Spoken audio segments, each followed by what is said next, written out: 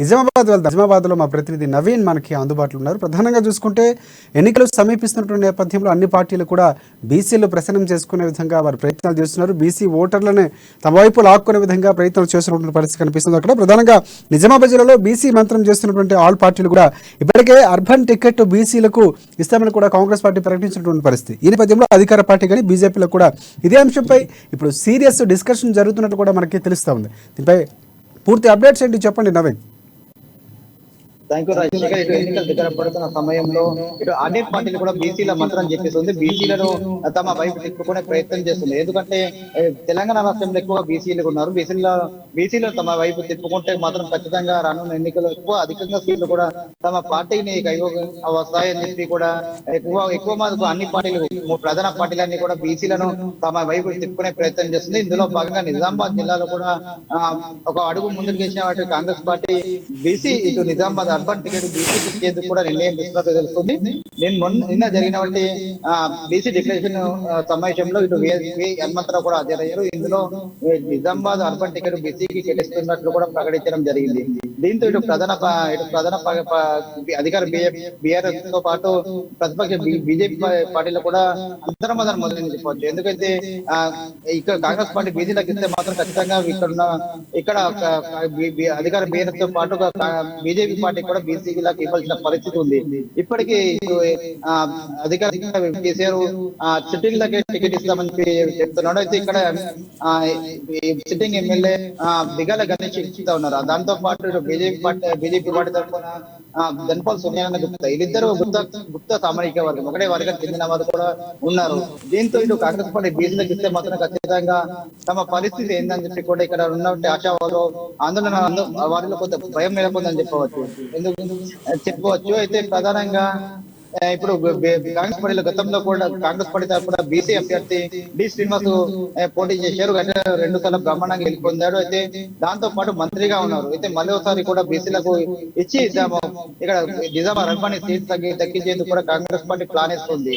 దీంతో ఇటు అధికార బీఆర్ఎస్ పార్టీతో పాటు బీజేపీ పార్టీలు కూడా ఎవరికి ఇవ్వాలని చెప్పి కూడా ఇబ్బందులు పడుతున్న పరిస్థితి ఉందని చెప్పవచ్చు. అయితే ఇప్పటి మొన్న పొరుట్లలో కూడా పద్మశాలి గర్జన నిర్వహించారు. గర్జన కూడా పూర్తిగా సక్సెస్ అయింది. దీంతో పాటు నిజామాబాద్ అర్బన్ లో ఒకే సమయ వర్గం చెందిన వాటి వారు కూడా పోటీ ఉన్నారు. ఖచ్చితంగా మున్నూరు కాపు వాళ్ళకు టికెట్ ఇస్తే మాత్రం ఏ పార్టీ అయినా పర్వాలేదు, తమ మున్నూరు కాపు వర్గానికి ఎవరికైనా టికెట్ ఇస్తే మాత్రం ఖచ్చితంగా తమను గెలిపిస్తామని చెప్పి కూడా మున్నూరు కాపు ఏకగ్రీవంగా తీర్మానించినట్టు తెలుస్తుంది. దీంతో ఇక్కడ బీసీలకే టికెట్ ఇచ్చేందుకు కూడా కాంగ్రెస్ పార్టీ ముందుకు వస్తుంది. ఈ నేపథ్యంలో ఇటు తమ పరిస్థితి ఏంటని చెప్పి కూడా ఇటు సిట్టింగ్ ఎమ్మెల్యే బిగాల గణేష్ గుప్తాతో పాటు బీజేపీ పార్టీ తరఫున పోటీలు ఉన్నటువంటి ధన్పాల్ సోనియానంద గుప్తా కూడా పరిస్థితి అగమ్య గోచరంగా ఉందని చెప్పవచ్చు. ఒకవేళ వేరే బీసీలకు ఇస్తే మన తమ పరిస్థితి ఏంటని చెప్పి కూడా ఆందోళన వ్యక్తం చేస్తున్న పరిస్థితి మొత్తం కనిపిస్తుంది.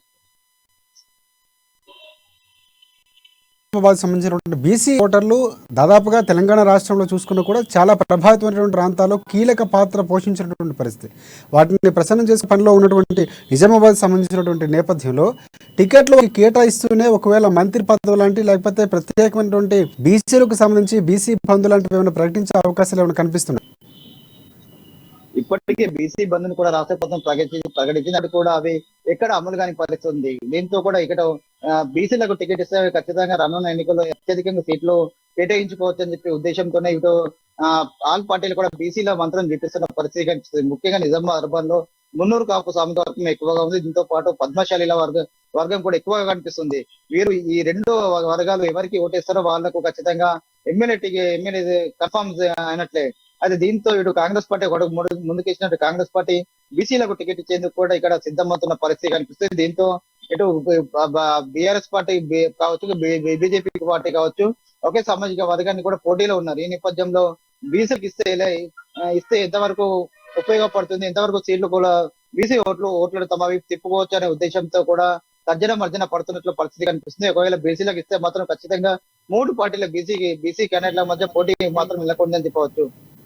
మీరు చెప్తున్న నేపథ్యంలో ఇక్కడ ఉన్నటువంటి రాజకీయ సమీకరణలో బీసీలు ఖచ్చితంగా టికెట్ ఇస్తే కనుక ఇప్పుడు ఉన్నటువంటి నేపథ్యంలో మున్నూరు కాపుకి టికెట్ ఇస్తే ఎక్కువగా ప్రజలు మొగ్గు చూపే అవకాశం ఉందన్నటువంటి మీరు చెప్తున్న నేపథ్యంలో కనుక ముందు ఇప్పటికే కాంగ్రెస్ పార్టీ నుంచి టికెట్ సంబంధించినటువంటి అభ్యర్థిని కూడా ప్రకటించే అవకాశం ఉంది. బీసీకే టికెట్ ఇస్తామని చెప్పినటువంటి పరిస్థితి కనిపిస్తుంది. ఒకవేళ 3 పార్టీలకు సంబంధించి బీసీలకే అభ్యర్థులు నిలబెడితే కనుక ఎవరికి ఎక్కువగా గెలిచే అవకాశాలు కనిపిస్తున్నాయి? ముందుగా ప్రకటించినటువంటి పార్టీగా కాంగ్రెస్ పార్టీకి పట్టం కట్టే అవకాశం ఉందా, లేకపోతే అధికార పార్టీకి ఉన్నటువంటి బీఆర్ఎస్కు పట్టం కట్టే అవకాశం కనిపిస్తుందా? లేదు ముందు నుంచి కూడా బీసీ పార్టీగా చెప్పుకున్నాడు బీసీ ప్రధానమంత్రిగా ఉన్నటువంటి బీజేపీ పార్టీ పట్టం కట్టే అవకాశం కనిపిస్తా ఉందా? ప్రధానంగా నాకు చూసుకున్నట్టయితే ముందుగా మీరు చెప్పినట్లుగా ముందుగా కాంగ్రెస్ పార్టీ తన బీసీలకు ఇక్కడ టికెట్ ఇస్తారని చెప్పి కూడా కన్ఫర్మ్ చేసి ప్రకటన చేసిన సందర్భం కనిపిస్తుంది.